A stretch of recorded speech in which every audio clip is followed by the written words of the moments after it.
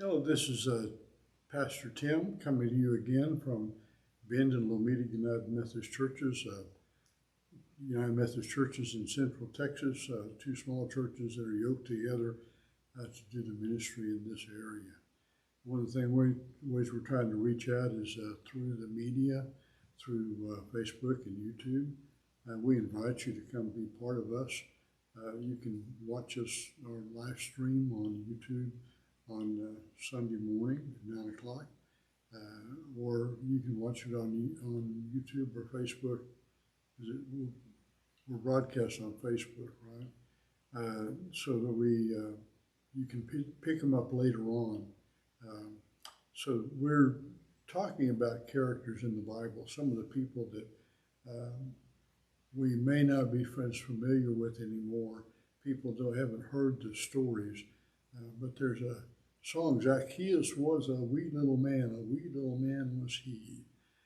You may have stuck in your mind from Sunday school or some other source. We're talking about Zacchaeus today.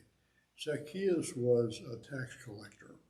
Now, tax collectors were very despised people. They were Jews who were making a fortune off their fellow Jews, off the misery of their own people.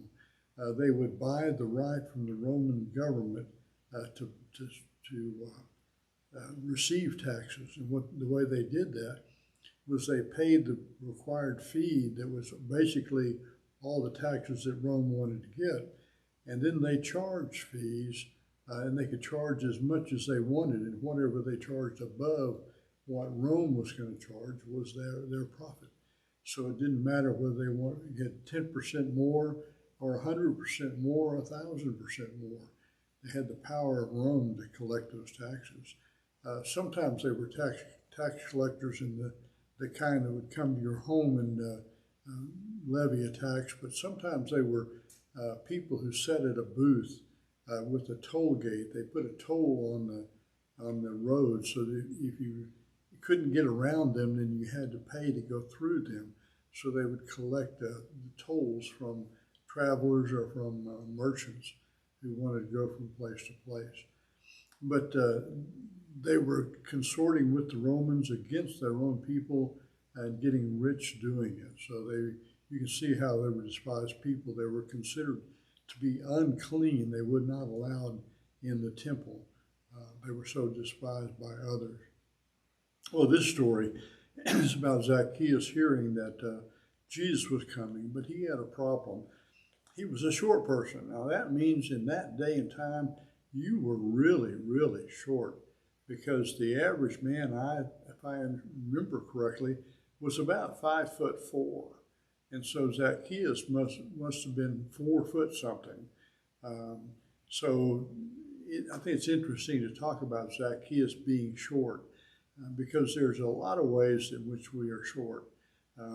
I am a terrible singer, and so when I have to sing, I feel short. There's a lot of other people that feel short about a lot of other things. Everybody feels like there's something inadequate in your life. So you can really resonate with Zacchaeus because he was short. He couldn't see over the crowd that was waiting, anticipating Jesus coming. So he ran ahead and climbed a sycamore tree.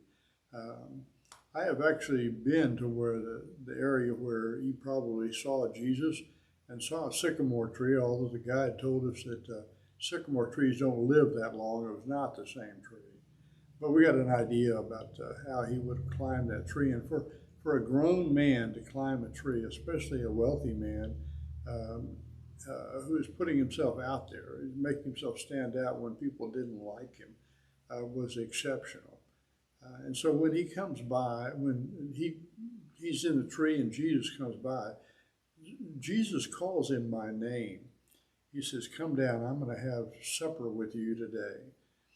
It was exceptional because Jesus knew his name and knew who he was.